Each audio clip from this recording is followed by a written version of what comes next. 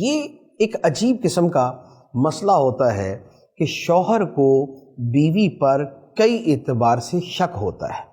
اچھا، اس کی کئی نوعیت ہیں۔ ایک تو شرم و حیا کے معاملات ہیں، ایک تو وہ صورت ہے وہاں تو شوہر جو ہے اس کے تحفظ کی اور احتیاط کی پوری صورت کرے گا کہ جہاں پر شرم و حیا کے خلاف کوئی صورت جا سکتی ہے اور اس کا احتمال ہے تو وہاں پر وہ اپنی پوری ذمہ داری کا ثبوت دے گا اور اس حوالے سے کانشیس رہے گا۔ لیکن ایک ہے کہ بیوی کے اوپر یہ شک کرنا کہ بھائی اسے اس کے گھر والے پٹی پڑھاتے ہیں، اس کے ماں باپ اسے ورگلاتے ہیں، اس کے بہن بھائی میرے گھر میں فساد چاہتے ہیں، وہ اسے الٹی سیدھی باتیں سمجھاتے ہیں۔ اگر تو حقیقت ہو تو پھر تو یہ بات کہنے کی ہے، اور جو کرتا ہے وہ حرام کرتا ہے کہ بیوی کو شوہر کے خلاف بھڑکانا، یہ حرام ہے۔ لیکن اگر اس کا کوئی ثبوت نہیں ہے تو پھر بیوی کو یہ تانا دینا اور اس کے اوپر یہ گمان رکھنا، یہ بدگمانی کرنا کہ اسے جو ہے وہ اس کے گھر والے ورغلا رہے ہیں اور وہ اسے خراب کر رہے ہیں اور وہ میرے گھر کا ماحول خراب کرنا چاہتے ہیں، تو ایسی بدگمانی حرام ہے۔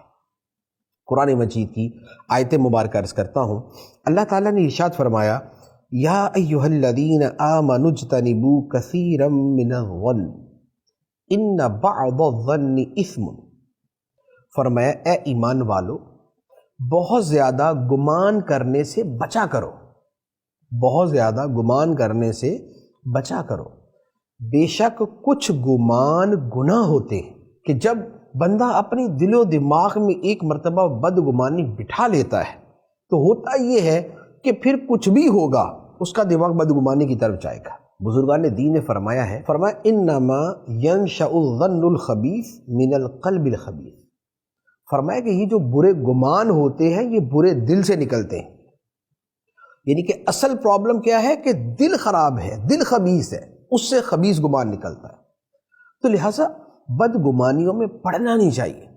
بدگمانیوں جب بندہ پال لیتا ہے تو آپ یقین کریں کہ پھر وہی ہوتا ہے کہ بھی آٹا گوندتے ہلتی کیوں، پھر ہر شے میں کیڑے نکالنا یا کیڑے ڈالنا یہ بندے کی عادت بن جاتی ہے۔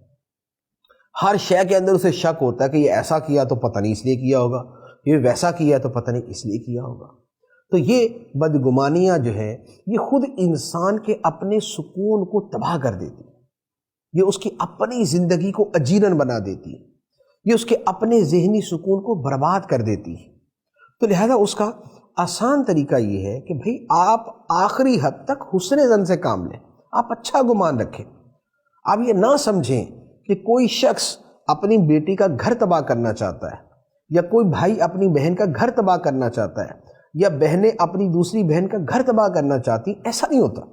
تو لہٰذا اس طرح کے جو گمان ہیں یہ زندگیاں برباد کر دیتے ہیں، اور پھر یہ بدگمانیوں کا سلسلہ جب وسیع ہوتا ہے تو اب کیا ہے، اب نند کو بھابھی پہ شک ہے، ساس کو بہو پہ شک ہے، شوہر کو بیوی پہ شک ہے۔ وہ تو ایک ہی ہے، اس کی نند ہے، اس کی بھابھی ہے، اس کی جو ہے وہ بہو ہے اور اس کی بیوی ہے، اور یہ تینوں مل کر اسے اپنی بدگمانیوں کا نشانہ بنا کے اس کی زندگی کو تباہ کر دیتے ہیں، اس کا ذہنی سکون برباد کر دیتے ہیں، ہر وقت اس کی غیبت میں پڑے رہتے ہیں، اس پر بہتان اور الزام تراشیوں کے گناہ میں پھنسے رہتے ہیں، اور بلا ناغہ شب و روز گناہ کبیرہ کے اندر مرتکب رہتے ہیں۔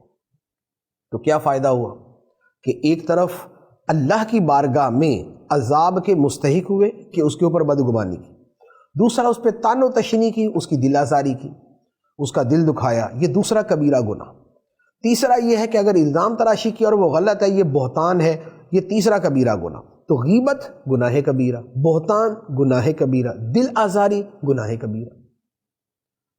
تو لہٰذا اس کا آسان حل کیا ہے، اب تینوں گناہ کبیرہ سے بھی بچ جائیں گے، گھر کا بھی سکون رہے گا کہ بدگمانیاں نہ پالیں۔ بہت اچھے لوگ بھی دنیا کے اندر موجود ہیں کہ بھئی بیوی اگر فون کر رہی ہے اپنی ماں کو یا اپنی بہن کو یا اپنے بھائی کو فون کر رہی ہے تو آخر کیا ضرورت ہے یہ سمجھنے کی نہیں بھئی یہ کوئی سازش ہی ہو رہی ہے۔ ایسا کون سا یہ عالمی مسئلہ چل رہا ہے کہ ہر وقت بیٹھ کے سازشی کرتے رہتے ہیں؟ یہ کون سا بیوی کا یا اس کے باپ کا ایجنسیوں سے تعلق ہے کہ جناب ان کی کوئی پلاننگ ہی چل رہی ہوتی؟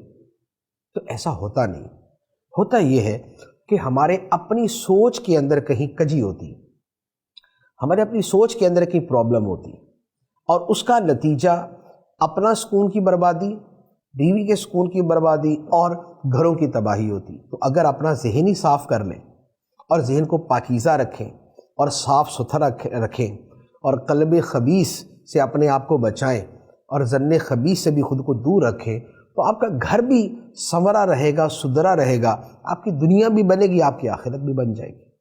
تو لہٰذا بیوی کا جو دوسرا حق ہے وہ یہ ہے کہ جہاں تک ہو سکے اس کے ساتھ اچھا گمان رکھیں، بدگمانی نہ کریں۔ اس کی پھر بہت سی نوعیتیں ہوتی ہیں۔ کبھی بیوی جو ہے وہ مثال کے طور پہ یہ میری خدمت کرنا ہی نہیں چاہتی، اب یہ بدگمانی ہے۔ اب بیوی کھانا بھی پکا رہی ہے، وہ برتن بھی دھو رہی ہے، وہ گھر کی صفائی بھی کر رہی ہے، وہ کپڑے بھی دھو رہی ہے، وہ گھر کے سارے کام بھی کر رہی ہے، لیکن پھر بھی دل و دماغ میں یہی بات بیٹھی ہوئی ہے کہ نہیں، یہ میری خدمت کرنا نہیں چاہتی، یہ اوپر اوپر سے کرتی ہے۔ بھائی آپ کو اندر کی خبریں کہاں سے کہ اندر سے نہیں کر رہی، اوپر اوپر سے کر رہی، اوپر سے کر رہی ہے تو جو ہو رہا ہے اسی کو آپ لے لو۔ اسی طرح اور بہت ساری چیزیں ہوتی ہیں کہ نہیں، یہ اس کا یہ جو رویہ ہے نا، یہ اوپر سے ہے، اندر سے نہیں ہے۔ بھئی آپ کو اندر کا کیسے پتہ ہے؟ غیب کا علم تو نہیں ہے ہمیں۔ تو جب نہیں ہے تو پھر بدگمانی تو حرام ہے۔ تو لہٰذا اپنے آپ کو ہر وقت کے گناہ میں ڈال کے رکھنا یہ کوئی معقول چیز نہیں ہے۔ تو لہٰذا بیوی کے ساتھ اچھا گمان رکھیں تاکہ گھر کا ماحول جو ہے وہ اچھا رہے۔